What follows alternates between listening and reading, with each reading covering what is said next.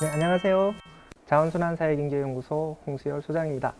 두 번째로 뵙게 되네요. 반갑습니다. 반갑습니다. 저번 시간에는 순환경제로 가는 길, 순환경제의 개념과 과제에 대해서 좀 살펴봤고요. 듣는 분에 따라서는 조금 지루했을 수도 있을 것 같습니다. 그래서 이번 시간을 준비했습니다. 이번 시간은 분리배출 실전에 대해서 한번 살펴보도록 하겠습니다. 우리가 배출한 재활용품이 어떻게 재활용되고 있고 내가 분리배출하는 것이 과연 맞는 것인지 한번 체크해보는 시간을 가지도록 하겠습니다. 분리배출 표시가 된 것은 일단 분리배출하는 것을 원칙으로 합니다. 분리배출 표시가 되었다라고 하는 것은 분리배출하면 재활용하겠다라고 하는 정부와 생산자의 약속이에요. 그리고 두 번째로는 우리가 물건 구입할 때 재활용 비용을 낸 거예요. 분리배출 표시가 된 걸 종량제 봉투로 집어내면 우리가 물건 살 때 재활용 비용 내고 쓰레기 처리비 또 내고 이중 부담을 하는 거잖아요. 그러니까 분리배출 표시가 된 것은 분리배출하는 것은 소비자의 권리이면서 소비자의 의무가 된다. 이건 좀 이해하셔야 될 것 같고요. 그다음에 내용물은 비우고 오염물질은 세척. 이건 제가 누누이 계속 강조했고요. 분리배출할 때 가장 핵심입니다.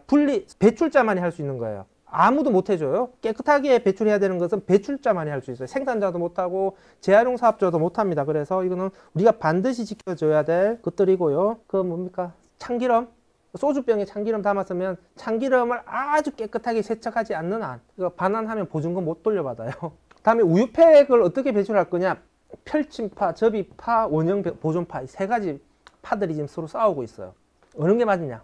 다 맞아요. 그때 다릅니다. 펼침판은 어디에 적합하냐 하면 우리가 화장지로 교환하는 프로그램. 화장지로 교환하는 건 주민센터나 이런 곳이잖아요. 폐기물을 보관하는 곳이 아니에요. 그러니까 냄새가 나면 안 돼요. 그리고 보관 장소도 없어요. 그렇기 때문에 펼쳐서 잘 배출해 주셔야 그쪽에서는 모을 수가 있다라고 하는 것이고요. 중요한 것은 이놈이냐 둘 중에 하나인데 원형 보존파 같은 경우에는 아파트에서 분리 마대가 설치된 경우에는 혹은 그 선별장에서 선별하도록 통합 배출할 때 투명한 비닐봉투 이때는 이렇게 배출하는 게 원칙입니다. 왜? 선별장에서 선별을 해야 되잖아요. 선별장에서 선별을 하려면 원형을 보존해 주는 게 좋은 거예요. 발로 밟아서 부피를 줄이면 줄일수록 선별은 더 어려워져요. 마찬가지 원칙이 뭐냐? 캔도 마찬가지예요. 캔은 발로 밟으시는 거 아닙니다. 잘못된 상식이에요. 선별장에 보내는 캔은 세척만 잘 하시면 돼요. 발로 밟으시면은 오히려 부피가 줄어들어서 컨베어 벨트에서 선별하는 거 더 어려워져요. 선별장에 보내는 것은 부피를 줄이는 것은 오히려 선별을 방해하는 행위가 될 수도 있다.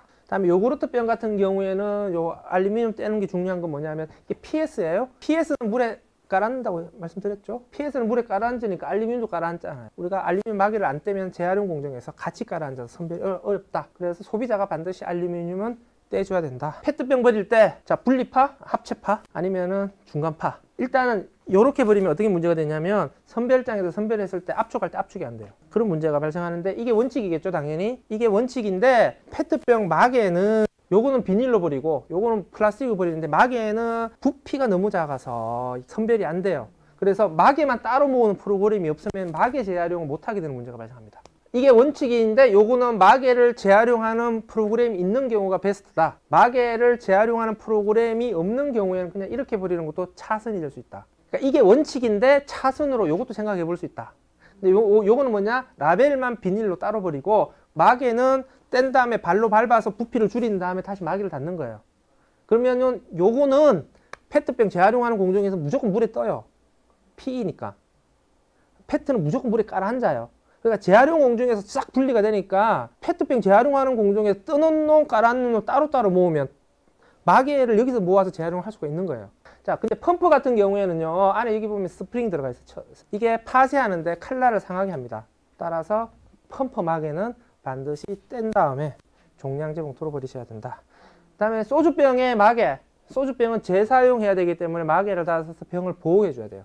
그런데 유리병은 녹여서 유리병으로 다시 만드니까 마개 라벨은 이물질이 되는 겁니다. 그 다음에 금속에 플라스틱이나 천이 붙어 있는 경우에는 떼는 게 원칙입니다. 그래서 우산 같은 경우에는 천은 벗겨서 종량제 봉투로 우산 대만 금속으로 배출하시는 건데 이런 것처럼 분리가 어려운 경우가 있어. 이런 경우에는 그냥 금속으로 배출하시면 됩니다. 떼야 되냐 물어보시는 분 계시는데 그냥 붙여서 재활용하려고 일부러 이렇게 만든 거예요. 그러니까 굳이 떼실 필요 없습니다. 다음에 캔 같은 경우에는 잔류가스가 문제가 되는 경우가 있는데요. 이렇게 기계를 사서 편리하게 그냥 구멍 뚫어서 배출을 하시거나, 근데 못으로 구멍 뚫는 건 위험하기 때문에 요새는 권장하지는 않습니다. 환기가 잘 되는 곳에 노즐을 눌러서 잔류가스를 제거하시고 배출.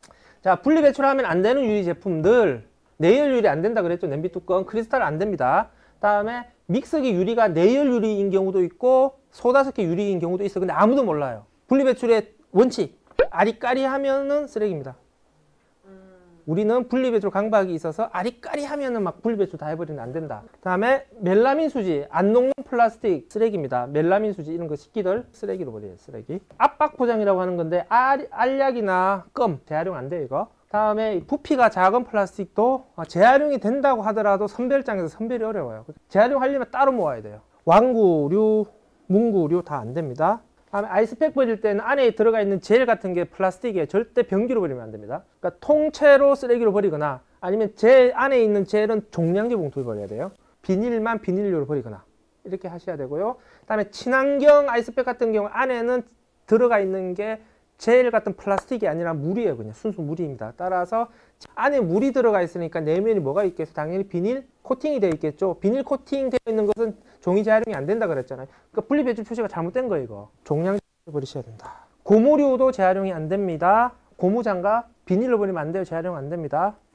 일회용 라이터는 위험 폐기물이에요. 플라스틱으로 잘못 버리면 플라스틱 재활용업체에서 화재 일어나요. 반드시 이건 종량제 봉투로 버리셔야 돼요. 그다음에 보조 배터리 그냥 건전지 버리는 곳으로 버리세요. 왜냐하면 이거 플라스틱 돼 있다고 플라스틱 버리는데 보조 배터리 안에 들어가 있는 게 리튬 배터리잖아요. 리튬 배터리는 폭발이 일어나요. 다음에 비닐랩. 업소용은 PVC 랩이에요. PVC 랩은 비닐을 방해합니다.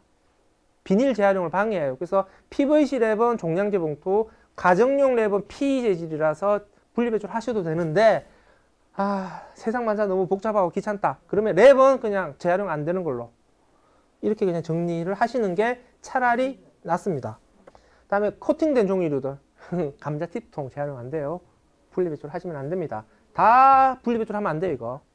전자제품 버리는 거 새 제품 구입할 때는 판매자 보고 요구하면 되고요.